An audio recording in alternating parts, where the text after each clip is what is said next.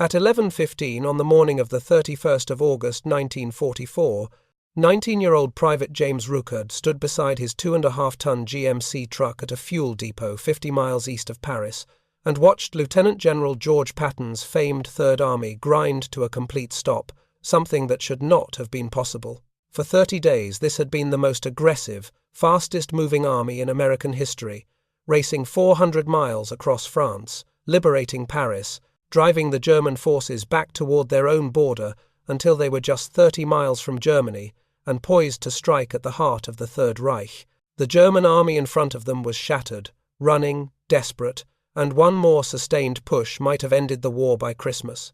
But there was a simple, brutal problem. Patton's tanks and trucks were empty. Third Army had requested 400,000 gallons of gasoline for that day and received only 31,000, and without fuel this powerful mechanized force became nothing more than expensive metal scattered across French fields, while German commanders used every hour of American immobility to regroup, rebuild defenses, and turn a rout into a renewed fight. Ruckard did not know the larger strategy. He knew only that the army had trained him for 6 weeks, handed him the keys to a GMC Jimmy, and told him to haul supplies from the Normandy beaches to wherever the fighting was.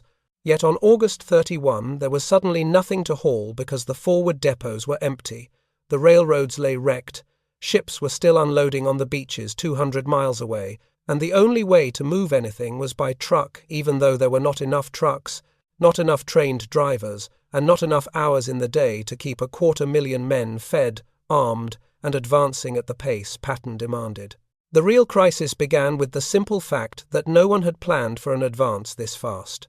American strategy had assumed a slow, methodical push across France, building supply depots, repairing railways, securing ports, and moving forward in deliberate stages. But Patton ignored all of it. From the moment he broke out of Normandy on August 1, he drove his forces forward 80 to 100 miles a day because the Germans could not stop him, and so he refused to stop himself. By late August, Third Army was operating more than 350 miles from the nearest functioning port, stretching its supply system past every safe limit, while logistics officers warned that the advance had to halt before it collapsed entirely. No one fully grasped that the United States had created a military machine dependent on oil and powered by trucks, tanks, and aircraft, and that an armored division alone needed more than 73,000 gallons of fuel to move just 100 miles. Patton had multiple armored divisions, multiple infantry divisions, all burning fuel at rates that made logisticians sick, and together the First and Third Armies consumed nearly 800,000 gallons every single day. The supplies existed hundreds of thousands of gallons of gasoline stacked in drums and jerry cans on Normandy's beaches, but they were 200 miles away, and the same trucks meant to haul fuel also had to carry ammunition, food, medical supplies, spare parts, and everything else an army needed, creating a bottleneck no amount of determination could overcome. While the Americans struggled to push fuel forward fast enough, the German First Army in eastern France was relying on something that seemed almost impossible in a modern war: hundreds of thousands of horses. Every German infantry division in 1943 used more than 2,600 horses, and earlier divisions had required between 4,000 and 6,000 each. By 1944, Germany had already gone through nearly 2.75 million horses, with more than 1 million still in service, more animals than any army in history. This wasn't because horses were better. It was because Germany lacked oil, trucks, and the industrial capacity to build vehicles in the numbers needed, so they turned to animal power even though it created a logistical nightmare. A horse could pull a wagon about 25 miles a day before it needed rest, while a truck could go 300 miles in the same time if it had fuel and a driver who could stay awake. A horse consumed 12 pounds of grain every day, whether it worked or not, and a 1,943 German infantry division needed 53 tons of fodder, daily fodder that had to be hauled by even more horses, dragging even more wagons, creating a spiraling system where horses hauled food for horses, hauling food for horses. German planners knew their horse-drawn divisions couldn't operate more than 25 miles from a railhead before the system collapsed under its own weight, and by late summer 1944, many of their units were far beyond that limit, trapped in a supply loop that belonged to the 19th century, while the Americans were fighting a 20th century war with engines and gasoline. By the last days of August, the American supply system was stretched so thin that it was beginning to buckle. Private James Rucard had just driven his empty truck from a forward depot all the way back to the Normandy beaches, a round trip of more than 400 miles that took 54 hours if nothing broke, if he didn't fall asleep and drift off the road, and if he stopped only long enough to refuel. He had been making that run every 3 days for 2 straight weeks, and like every driver in the system, he was exhausted, surviving on 4 hours of sleep a night, sometimes less. Trucks were breaking faster than mechanics could repair them, transmissions burned out, tires shredded, engines overheated, and the French roads, never designed for endless convoys of heavy military vehicles pounding them day and night, were disintegrating into dust, ruts, and potholes. A truck that could make 3 round trips in early August could barely make 1 by late August, simply because the front kept moving farther and farther away. Supply officers watched their maps with rising alarm as the red pins marking supply dumps and the blue pins marking frontline units drifted apart each day, and the math was clear. The advance would have to stop by September. The only question left was whether it would be a controlled halt or a catastrophic collapse. On the evening of the 21st of August 1944, Colonel Laurent Ayres was handed a task that seemed beyond reach. Known as Little Patton for his intensity and refusal to accept the word impossible, Ayres was a logistics officer in the communications zone, and his job was to keep the supply lines alive. But by that night, the lines were failing. Third Army was advancing too fast for its trucks to keep up. First Army was facing the same crisis to the north, and entire American divisions were beginning to run out of ammunition, fuel, food, everything an army needed to fight. At Supreme Headquarters, panic was setting in. If the advance stalled, the Germans would fortify the West Wall, regroup their shattered units, and drag the war out for months, maybe years. Eisenhower's staff ordered Ayres and Major Gordon Gravel to find a solution within 36 hours. The 2 men worked through the night of August 21 and all through August 22, drinking coffee, poring over maps, calculating tonnage, arguing routes, and searching for a way to move 20,000 tons of supplies each day across 200 miles of French countryside with trucks that were already being driven to their limits. What they created was simple, ruthless, and brilliant. Dedicated priority routes where only supply trucks would be allowed, running in a non-stop loop loaded eastbound, empty westbound, supported by every truck they could commandeer and every soldier they could pull from non-combat units. They would form provisional companies, work drivers around the clock, and squeeze every mile and every hour out of the system. They named it after an old railroad term for freight with absolute priority, the Red Ball Express, meaning, move now, nothing stops you. Turning the Red Ball Express from an idea into a functioning lifeline required coordination on a scale the U.S. Army had never attempted. Brigadier General E.T. Oplinger, charged with enforcing the new convoy system, captured the urgency of the mission with a single declaration: let it never be said that a lack of supplies stopped Patton when the Germans couldn't. That became the standard every driver, mechanic, and officer was judged by. Ayres and his staff had to merge 132 existing trucking operations into one unified network, pulling vehicles from anti-aircraft units that no longer needed them, from engineer battalions, chemical smoke companies, and any formation not actively engaged in combat. 10 anti-aircraft trucking companies alone contributed 340 vehicles. The 793rd Military Police Battalion secured the routes and kept traffic flowing. Engineers repaired roads and bridges. Ordnance teams recovered and fixed broken vehicles. Quartermaster units ran non-stop loading and unloading operations at both ends of the line. And Ayres needed 23,000 drivers, far more than any unit wanted to give up. He ignored the protests, requisitioned men whose roles were not immediately critical, and told them they were truck drivers now, whether they had ever driven a vehicle or not. 75% of them were black soldiers, assigned to service units because the army believed they were unfit for combat, yet these men would soon prove they were essential to the advance that kept the Allies moving across France.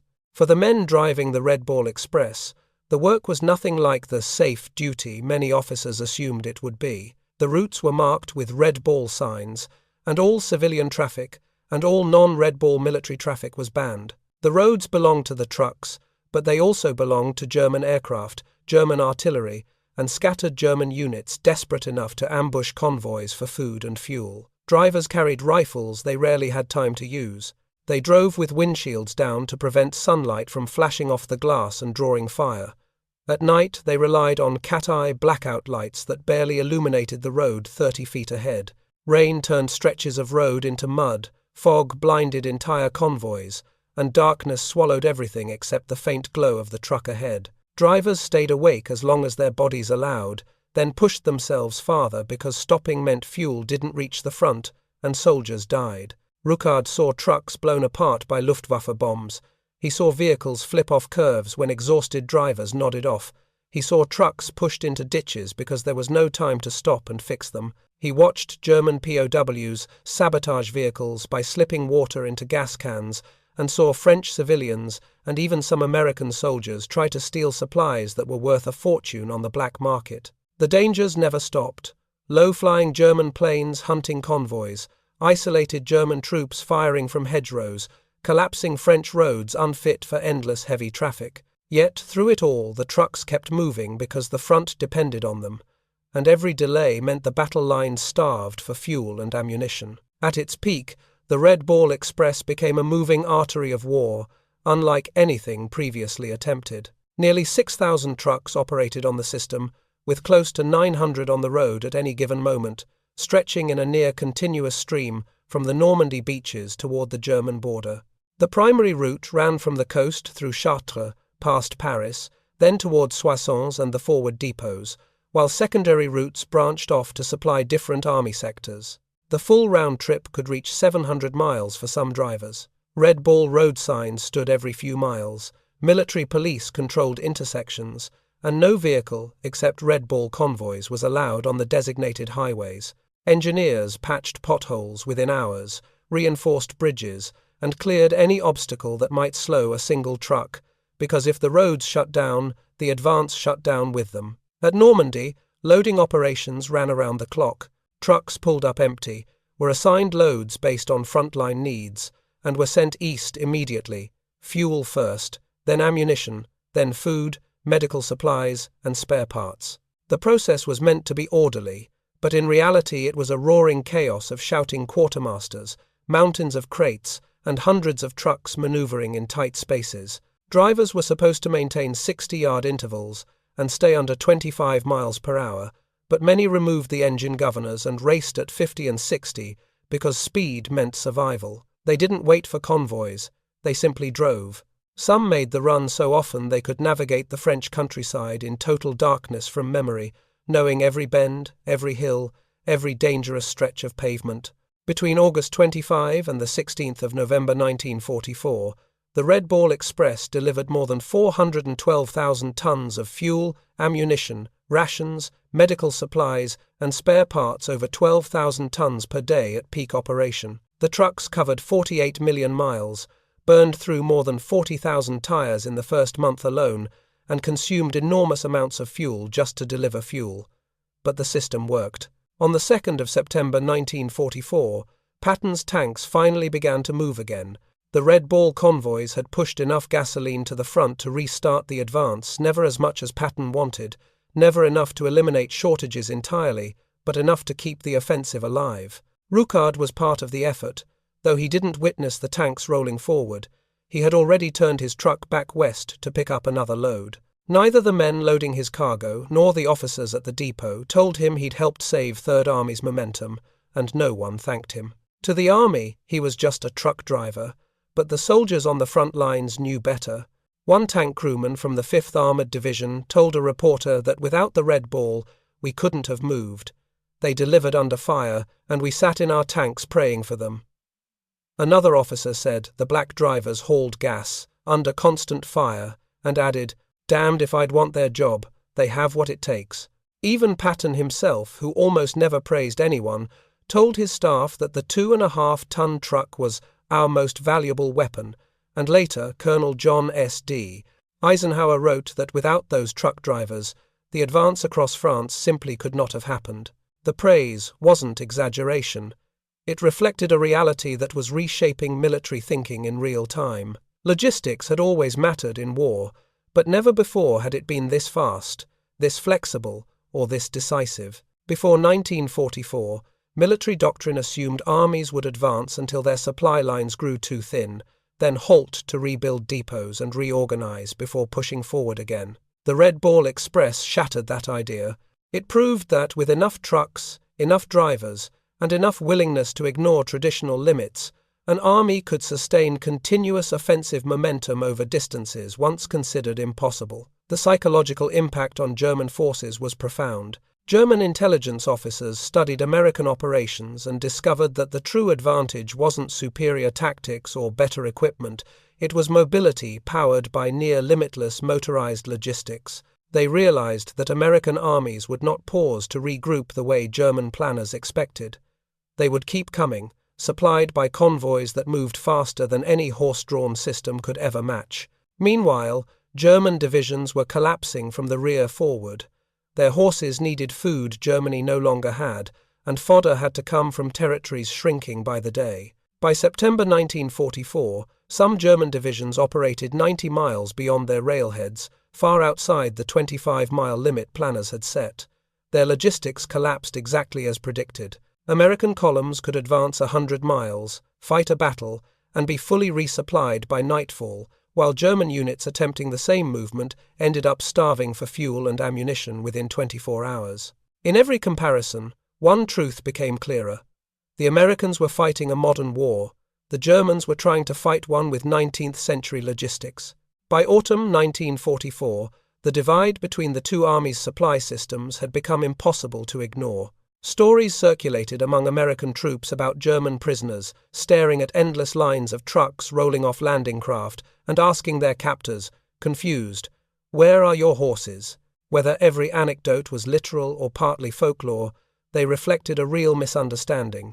The Germans had built a modern combat army supported by pre-industrial logistics, while the Americans had committed fully to mechanized warfare. German intelligence reports written in October 1944 acknowledged this bluntly. Analysts noted that American supply columns moved at speeds horse-drawn wagons could never match, operated in weather that immobilized animals, and required no fodder, just fuel that the U.S. could deliver in staggering quantities. One German assessment concluded that the Americans had solved mobile warfare in a way Germany could not replicate, and unless Germany found a way to match that mobility, the war was already lost. German commanders knew the truth all too well. They had seen what happened on the Eastern Front in the winter of 1941, when temperatures plunged to -40 and 179,000 horses froze to death in just 2 months, leaving entire divisions unable to move artillery, wagons, or even food. In contrast, American trucks ran in cold, heat, rain, and snow. If an engine failed, the driver got another truck, not another animal that took years to raise. The United States understood that industrial warfare demanded industrial logistics, while Germany tried to fight with advanced tanks supported by a supply chain Napoleon would have recognized. That contradiction was fatal. By November 1944, the emergency that had created the Red Ball Express finally eased. The port of Antwerp had been captured and opened to Allied shipping. French railroads were slowly coming back online, and new portable pipelines were pumping fuel directly from the coast to forward depots. With these systems in place, the frantic, round-the-clock truck convoys were no longer the only lifeline feeding two advancing armies. On November 16, after 80-plus days of non-stop operation, the Red Ball Express officially shut down. The trucks returned to their parent units, the improvised companies disbanded, and the red circle route markers came down. But the impact of what the Express had accomplished remained. It had rewritten the Army's understanding of logistics, proving that supply wasn't just a background function, it could be fast, mobile, aggressive, and decisive. The principles born during those weeks' priority routes, centralized control, continuous movement, became standard doctrine for future conflicts from Korea to Vietnam and beyond. Even American civilian life felt the effects.